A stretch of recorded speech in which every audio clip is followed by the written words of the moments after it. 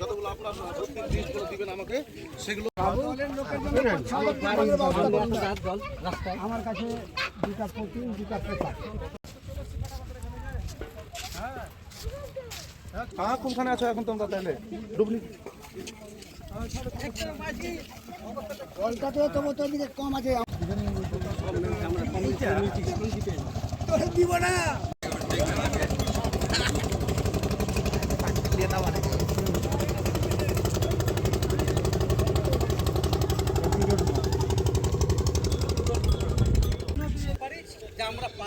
দাদা দাদা দাদা ছবি করলে একসঙ্গে দাঁড়িয়ে করবেন সে যেমন করে পারে দাদা আপনাকে বলছি টাকা থেকে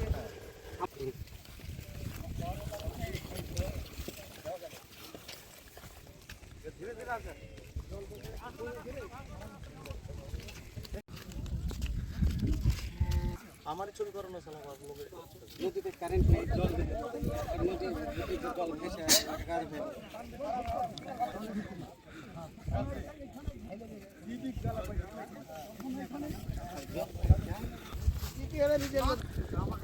ফেলে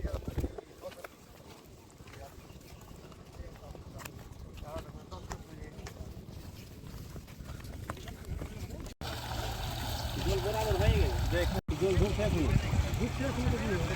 ঢুকছে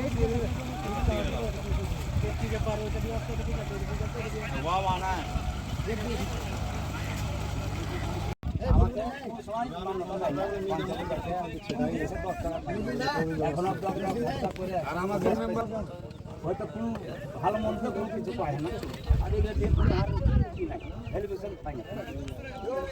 পঞ্চায়েতটা কোনোদিন আগে নৌকাতে আছি ওই ভাঙাতে সব দিকে গাছ ভাঙতে হবে, তারপরে খেতে হবে নৌকাতে চলে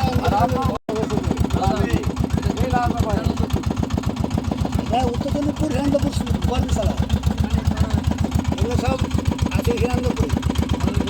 হ্যাঁ ভালো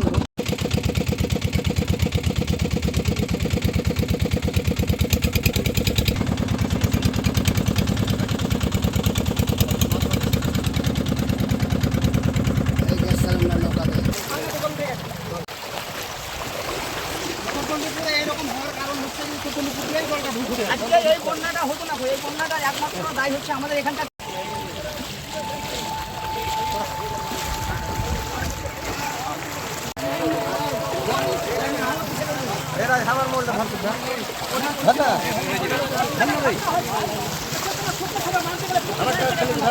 বুঝলেন, আর যদি বছর আমাদের এই দুর্দশা গভর্নমেন্ট করে দিল, বুঝলেন, আজকে আমাদের এত ফসল পানি নষ্ট হলো, সেই ক্ষতিপূরণটাকে দিতে পারবে?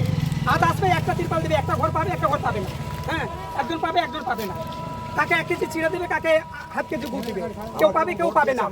এই সব দিয়ে কি বাঁচানো যাবে? আমাদের যে কোটি কোটি টাকা 9-6 হলো সেটাকে পূরণ করে দেবে? হ্যাঁ, এই অবস্থা খুবই খারাপ। প্রায় বন্যার জল ঢুকেছে, প্রায় 5000 পরিবার এফেক্টেড আছে গোটা বুটনি। আমরা ঘুরলাম আজকে হিরানন্দপুর জিপি, উত্তর চন্দ্রপুর এবং দক্ষিণ চন্দ্রপুর জিপিগুলোতে। সমস্যা হচ্ছে হিরানন্দপুর, ওখানে জল ঢুকছে, ওখানে একটা ভাঙন হয়েছে। আমরা বারবার প্রশাসনকে বলেছি, ইরিগেশন দপ্তরকে বলেছি, ডিএমকে জানিয়েছি। এমন 6 মাস আগে আমি এমএলএ সাহেব ওই স্পটে ঘুরেছি, আমরা বললাম যে আগামী দিন আবার বন্যা আসবে, ভাঙন হবে, আপনারা প্রিপেয়ার থাকুন। আমরা অবাক হয়ে গেলাম যে ওখানে মাত্র একটা 100 মিটার গ্যাপ আছে, মাত্র 100 মিটার। ওটা আরামসে শুকনোর সময় ওরা বস্তা দিতে পারতো। কত ওয়ার্নিং পেয়েছে, কতবার আমরা ওয়ার্নিং পেয়েছি, কত সাধারণ মানুষ বলেছে ইরিগেশন দপ্তরকে, ডিএমকে যে আগামী দিন আবার ভাঙন হবে, আপনারা অ্যাকশন নেন, কিন্তু করেনি কিছু। তার জন্য ওদের দায়। আজকাল যে বুটনি যেভাবে ফ্লাডিং হয়ে গেছে, বন্যা ভাঙন হচ্ছে, এটা এখানকার অ্যাডমিনিস্ট্রেশনের দায়। ডিএম, এখানে ইরিগেশন দপ্তর কী করছিল এতক্ষণ, কী করে 3 সপ্তাহ ইরিগেশন দপ্তর বোট নিয়ে ঘুরছে, লঞ্চ নিয়ে ঘুরছে।